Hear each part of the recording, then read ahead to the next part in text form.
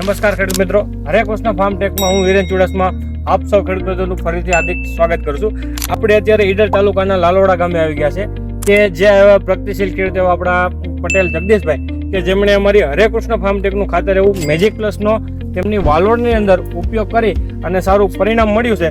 તો હવે જગદીશભાઈ જાતે જ કહેશે કે આ ખાતર વાપર તમને શું ફાયદો છે. આ ખાતર આ એક 2 ઓર છોડી ત્રીજી ઓરમાં નાખેલું છે, બીજું નાખ્યા વગરનું છે. ત્યાં એક ઓરમાં ફ્લાવરિંગ, એની સાઈઝ, ફૂટ બધું વ્યવસ્થિત સારું દેખાય. ખાતર વપરાય.